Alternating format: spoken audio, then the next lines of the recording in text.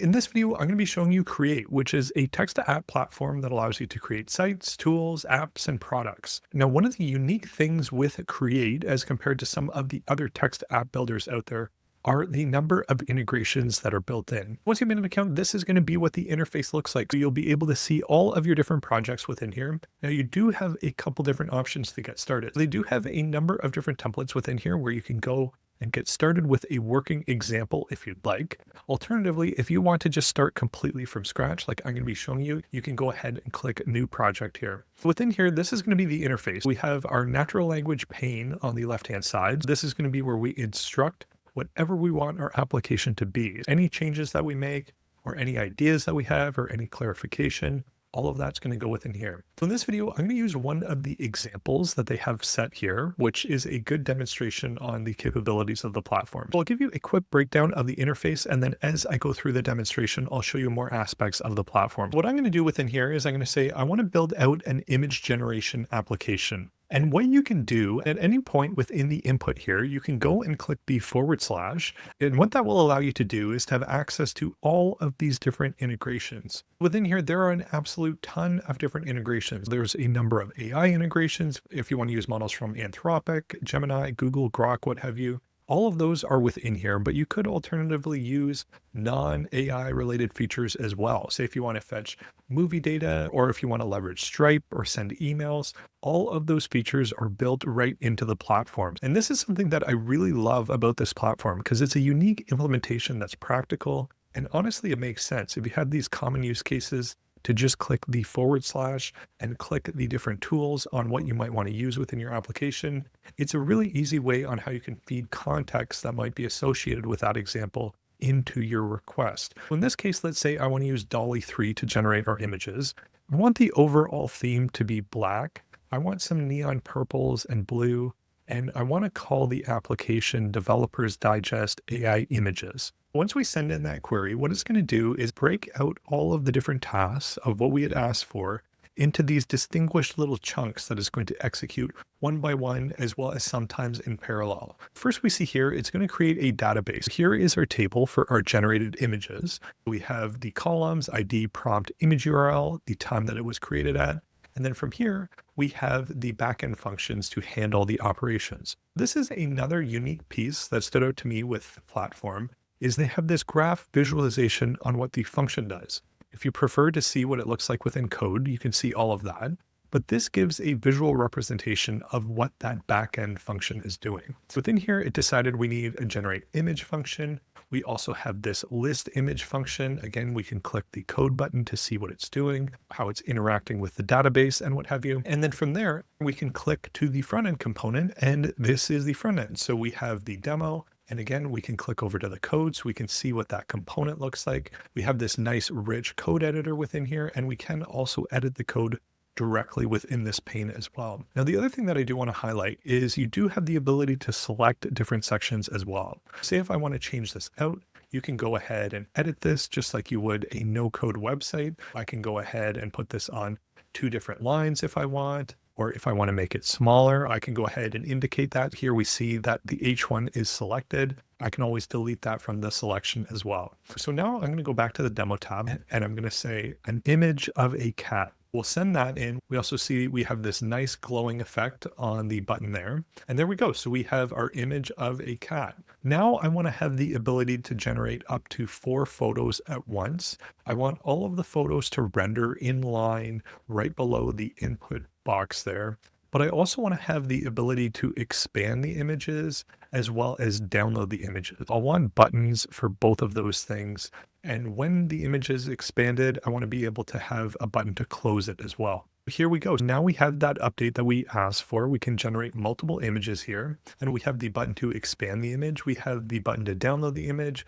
We also have the ability to select the number of images that we want. So that's just a really quick example on how easy it is to use the platform. Now that we have that, I want to show you how easy it is to actually deploy this. Once we have our application, what we can do is we can choose what we want our subdomain to be. On this, I'm going to call it Developers Digest Image. Now you do have the option to add a custom domain as well if you're on one of the pro tiers. In this case, I'm just going to go ahead and publish it to this subdomain. Once that's done, you can go ahead and click View Site, and I'll just move down my browser here. You can see that now this is deployed at the subdomain that anyone can access. Now that our application is looking pretty good, what we can do is we can go ahead and publish this. So you can set your subdomain to be whatever you'd like. And alternatively, if you do have a pro account, you will be able to set your own custom domain where you can deploy this to. And once that's set up, it's as easy as just clicking publish. So as soon as you click publish, everything that you have from your backend logic to the front end, to your database integration, all of that's going to be incorporated into your deployment. There's no having to move this to a different service.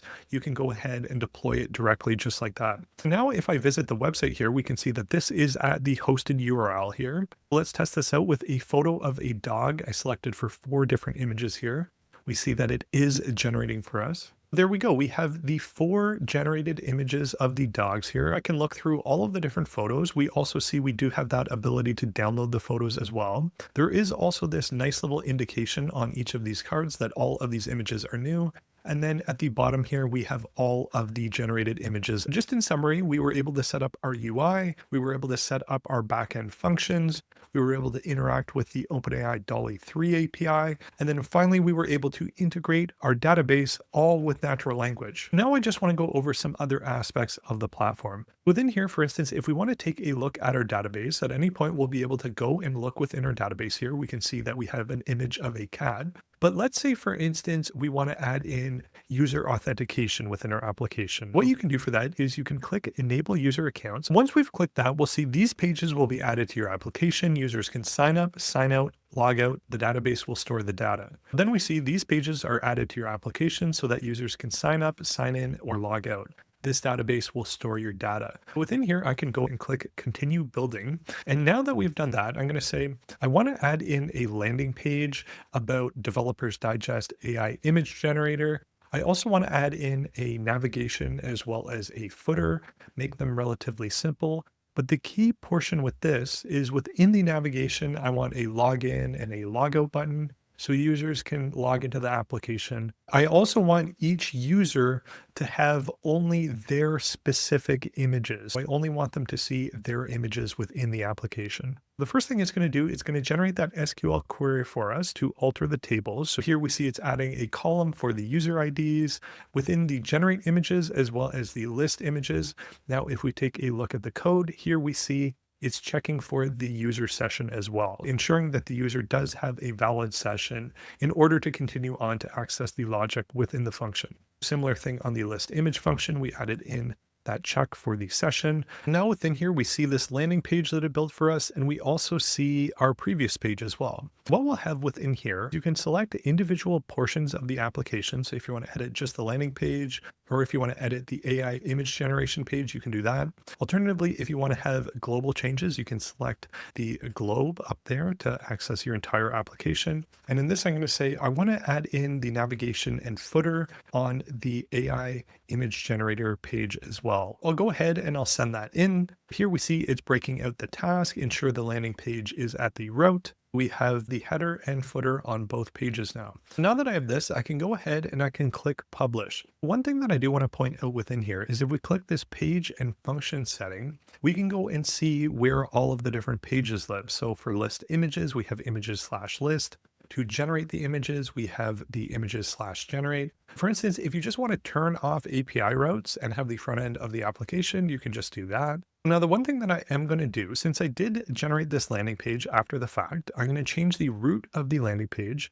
And then for the AI image generator, I'm just going to call this one AI images. That's just one thing to note with the routing of the application is you can do it all within the interface here. Now I'm going to save this out. I'm going to take a look and here is our application. So we have our header, we have our footer. If it's the first time using the application, we can go and sign up. All right, we are logged in with our email here. So now if I just test this out and I say hello world and I'll just generate one image. Here we go. We have our recently generated image. If I refresh, it gets rid of our recently generated images and we have our image gallery. Now, if I hop back to create, if I go over to the database tab, here we see this is the development data. So everything that we're using within the create interface.